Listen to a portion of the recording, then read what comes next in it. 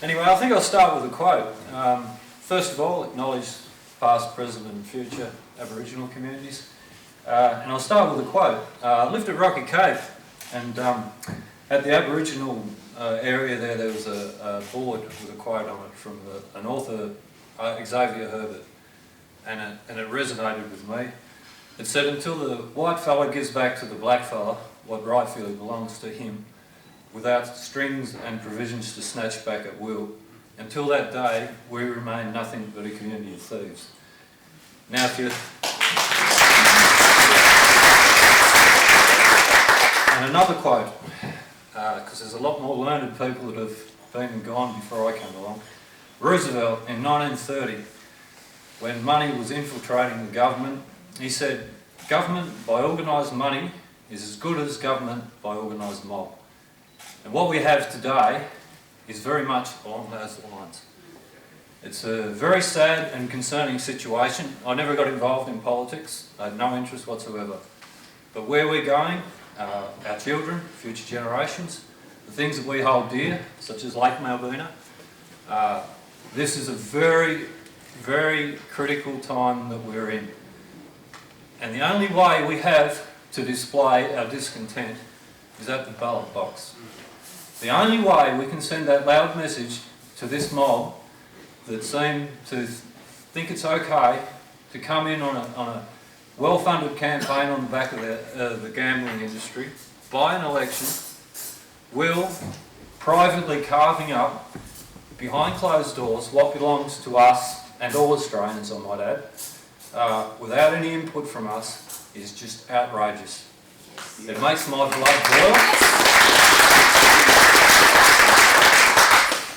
Tasmania is, I don't have to tell you people, you're all here because you know how much and how special it is. It is in our core, we've grown up with it, and we're watching it being sold off without our consent.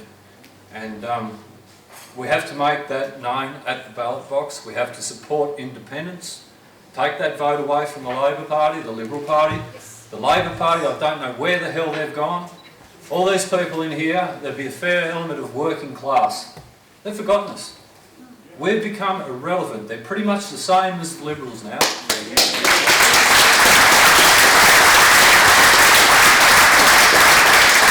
have an election coming up next year, I'm guaranteed of that. Before the budget's handed down, I believe, strangely enough.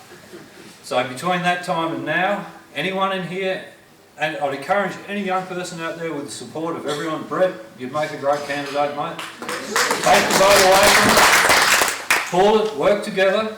There are already people talking behind the scenes that we need a party that represents us, the local community of Tasmania, because we're not in the mix anymore. Yeah, excuse me, I'm a bit nervous today, like I said. I did have a lot to say, but a lot has been said before me. I don't need to go into the values, and thanks for all the books you've written and all the photographs you've taken. I had every one of them, but I handed them around. They're floating around out there like most books. Yeah, and good on the people for coming along today. This is very, very important. I'll be putting my hand up again. I don't know whether that'll be in a state, federal or what. I'll just keep my options open. But we need to really force them. They are thieves. And Luke Martin, he said Malbena is on brand with what Tasmania's about. He's right. It's secrecy, theft first most, secrecy and money and mates. It's not about us. Now,